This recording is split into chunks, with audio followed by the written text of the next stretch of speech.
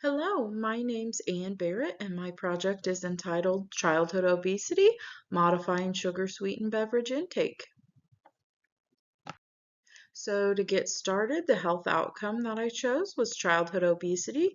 The priority population is Hispanic children in the age group of 0 to 10 in low-income families, and the modifiable behavior is reduction or cessation of sugary sweetened beverage intake. And just for anyone who might not know, sugary sweetened beverages are any beverages that are sweetened with various forms of added sugar, brown sugar, corn syrup, fructose, glucose, maltose, molasses, things like that. So this includes sports drinks, sodas, fruit juice, energy drinks, sweetened water, etc. Part one, I just want to kind of explore the health outcome and behavior and why it's important to the public health.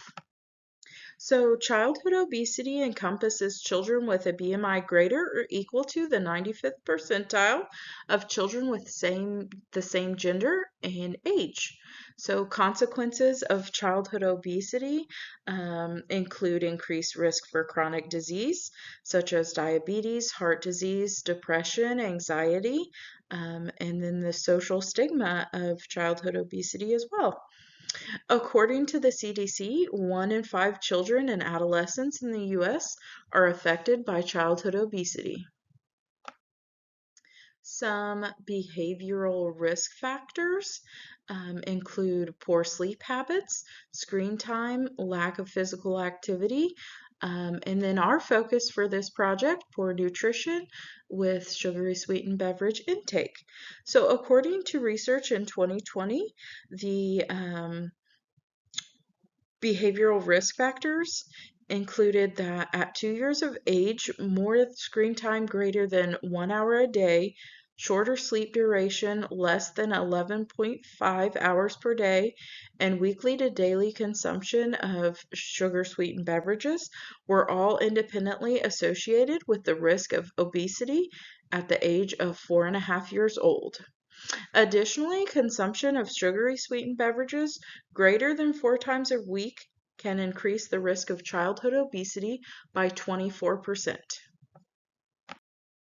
Some protective factors include positive parental involvement, effective parenting practices, nutritional family habits, acknowledging that childhood obesity is a serious health concern, and modeling of positive eating behaviors. So, social determinants of health in relation to childhood obesity. As we all know, social determinants of health include the environments in which people grow, work, play, live, all that determine an individual's well being. Um, some factors are healthcare access, economic stability, food insecurity, neighborhood safety. Below there is a graph, and you will notice that the blue indicates a BMI less than 95 percentile, so not obese. And then the right, the red indicates a greater than 95th percentile BMI. And the side of the graph indicates 0 to 4 social determinants of health. So they asked of parents things like, for healthcare access during the last 12 months, did this child see a doctor? For economic stability, things such as, since this child was born, how often has it been very hard to cover the basics like food or housing on your family's income? So if you just look at the visual, you can notice that when none of those factors are at play, the blue is greater, meaning that the BMI is within normal limits. That population is greater when none of those factors are at play. So they have good healthcare access, good stability, food security, and they're in a safe neighborhood. However, if we just have one determinant of health, one of those factors in play, we can notice that the blue decreases and the red increases, indicating that that affects childhood obesity. that children facing these barriers are more susceptible to childhood obesity. So next, I just want to summarize the priority population and who this affects. Below, you'll see a graphic that I created based on the CDC's 2020 statistics of incidence of childhood obesity by ethnicity. So the first graph, we have that Hispanic children are at 26.2% are obese. And then following a close second is at 24.8% non-Hispanic Black children. And again, the priority population is Hispanic children in low-income homes aged 0 to 10. And research indicates that children living in low-income homes have a greater odd to be affected by childhood obesity, up to 2.3 greater risk. And furthermore, Hispanic children are likely to be overweight and live in food insecure households more likely than their non-Hispanic white counterparts. So just going in a little bit further on describing why this health outcome and the behavior affect this population. So one model that really helped me to understand this behavior and how it affects the population was the social ecological model. It kind of captures the complexity and interconnectedness of a variety of social and intra and interpersonal relationships. So at the heart, we have the individual, and then in the second most layer, we have the family, which that's where we'd want to focus interventions going forward. And some factors that influence those decisions in this population are knowledge of a healthy beverage. Many most of the research indicated that many Hispanic caregivers view sports drinks as healthy, therefore giving them to their children. Many in the family also intake sugar sweetened beverages, and that has an effect on what's available and has access to in the home. Then they have parental positive memories of sugar sweetened beverages. In a qualitative study, one of the mothers reported having good memories and feeling that her child was culturally connected by drinking Malta, which was a beverage in Puerto Rico, a sugar sweetened beverage. And then parents' perception, negative perception of tap water. Many Hispanic parents reported that they feel tap water is contaminated, has the potential to have an adverse health outcome for their child.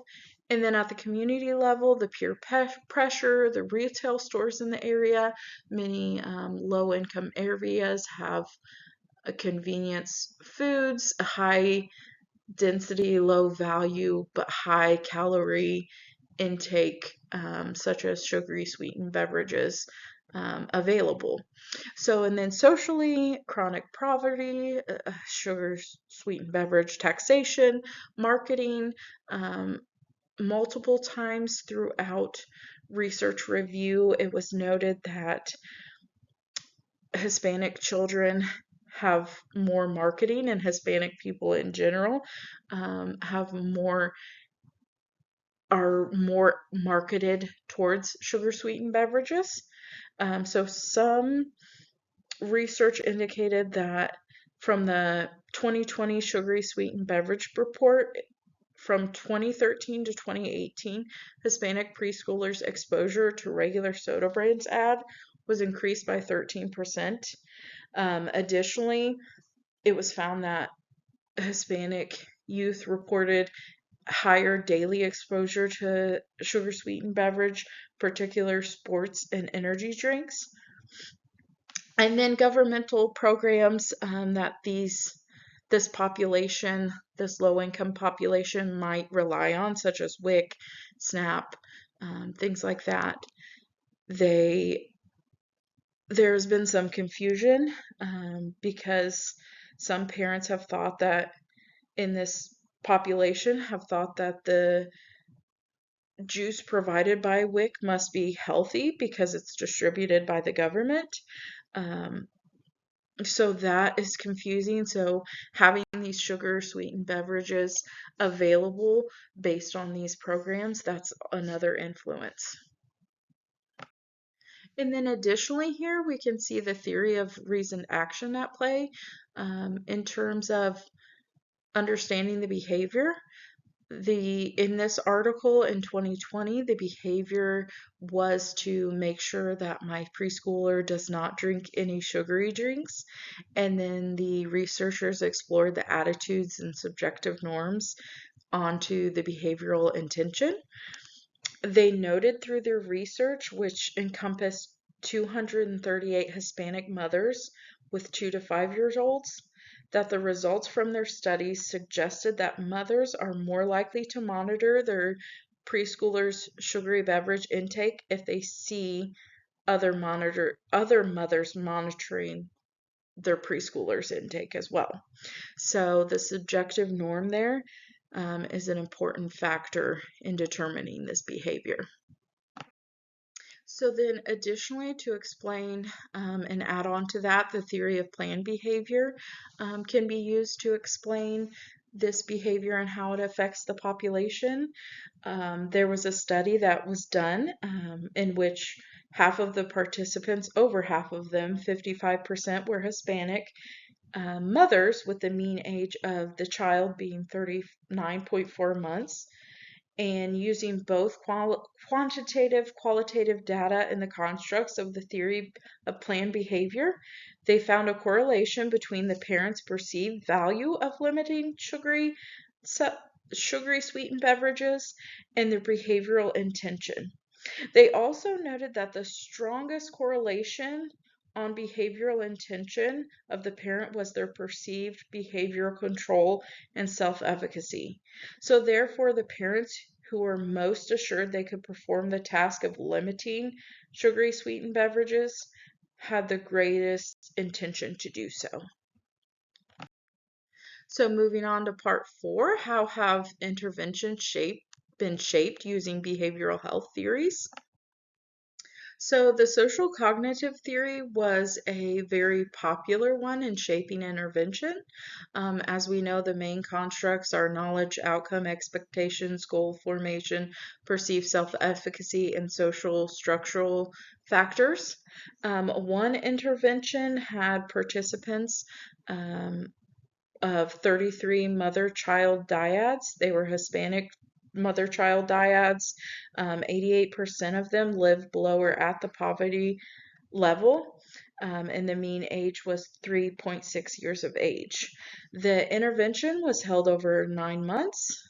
They taught lessons focusing on increasing knowledge through education on healthy beverages and appropriate intake, physical activity, and parental role modeling.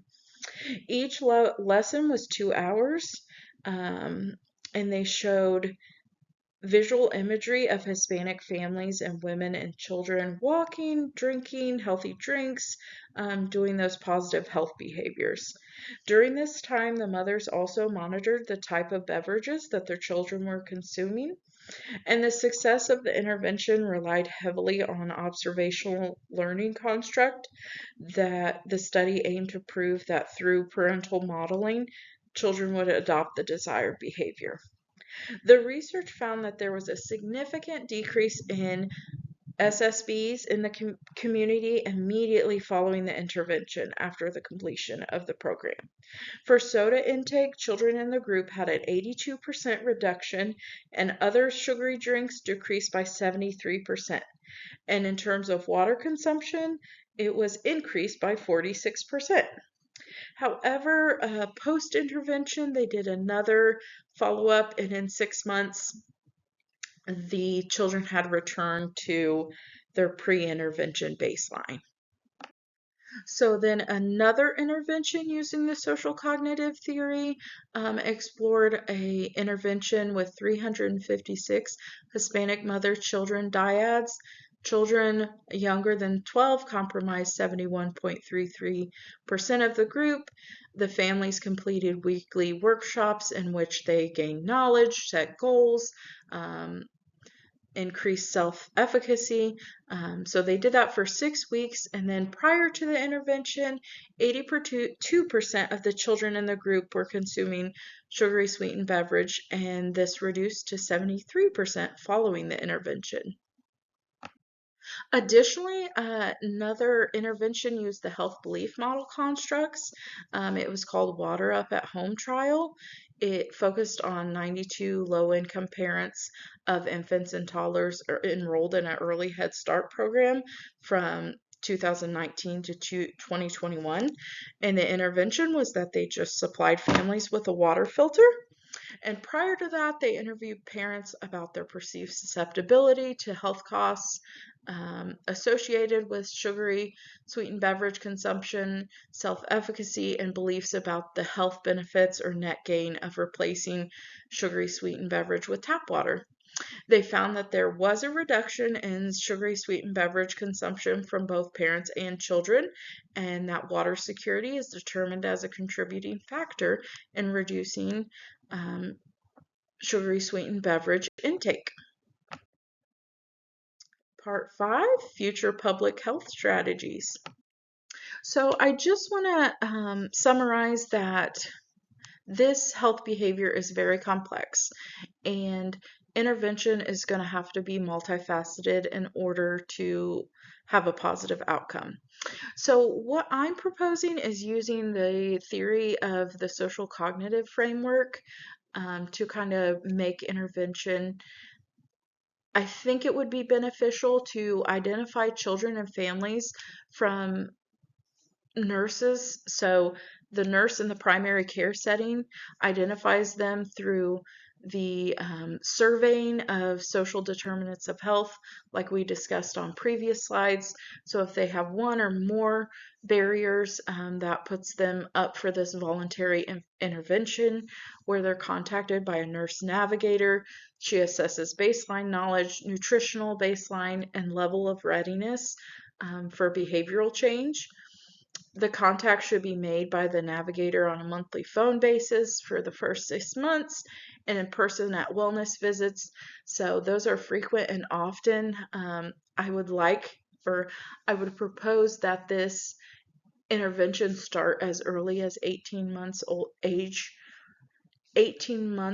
of age, so we can really work on the upstream thinking and intervention. I'm proposing that during those conversations and knowledge sharing, that goal formation should be completed with the family and the navigator, starting simple, such as just understanding the negative health outcomes of sugar sweetened beverage consumption, progressing to I will have no availability of sugar sweetened beverage in the home. A positive from this, the navigator can follow the patient for the duration of the child having the provider. And a goal of the intervention essentially will be that the mother caregiver recognizes that reduction of sugar sweetened beverages will lead to a valued health outcome, and he, she, or they can realistically perform the behavior, have the tools to do that, to limit or complete cessation of sugar sweetened beverages. Some concerns with that, though, in proposing this intervention, not everybody has healthcare access. So this intervention would only be offered if they're seeing a provider. So that is a drawback. Not everybody has that privilege to access healthcare. And then it requires family participation. Additionally, occasionally there's a mistrust of healthcare providers that may change the participation.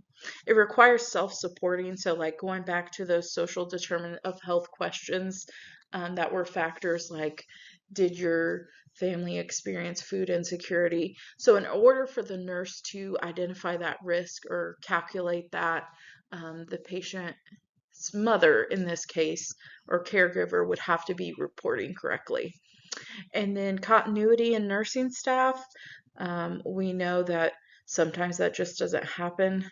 That could alter the intervention.